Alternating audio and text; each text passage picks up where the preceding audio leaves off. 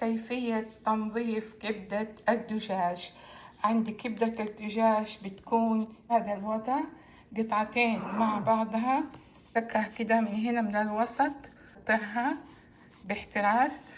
الكبدة ناعمة، وأشيل هذا الأبيض، ما أخليها تكون القطعتين كلها مع بعضها، بس إذا كان أشيل هذا الشحم الدم، أشيلها باحتراس، ما فكيتها عن بعض. أضيفها بالموية كمان باحتراس مرتين ثلاثة، واكتفي وأصفيها وأكمل طبختها. حبة بصلة صغيرة أقشرها وأغسلها، 3 فصوص ثوم، و3 حبات فلفل حار، يما أحمر، وإذا ما عندك أحمر الأخضر على حسب الموجود، وأحطها في المطحنة وأطحنها ناعم. 3 ملاعق زيت نباتي أحطه في الصاج، حبة بصلة صغيرة أقشرها وأغسلها وأفرمها مع 3 فصوص ثوم مقشرة، و3 حبات فلفل حار أحمر أو أخضر على حسب الموجود، وأحطه على النار.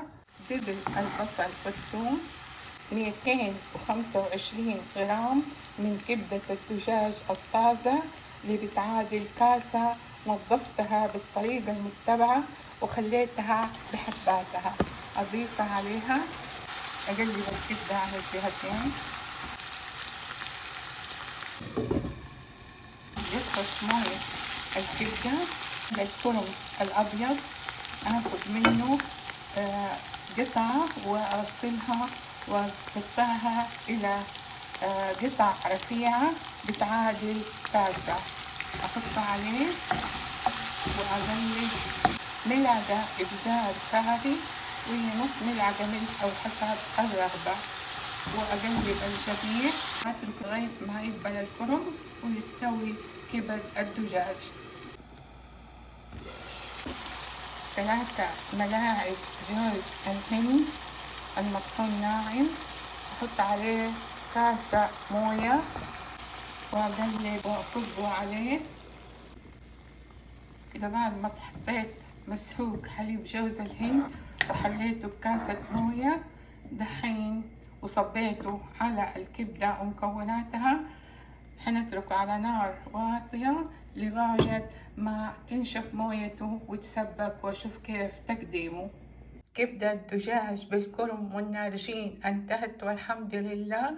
زينتها بالبصل المكرمل اللي قليته في الزيت وكرملته، والطماطم الكرزية، وهنا قطعة من الكرم. نيجي نشوف الكبدة استوت، وهذه خلطتها، شوفي ما شاء الله كيف مسبكة وتقيلة، وهي حاجة سهلة وبسيطة ومفيدة ولذيذة جدا، وإن شاء الله تنال رضاكم وبالعافية.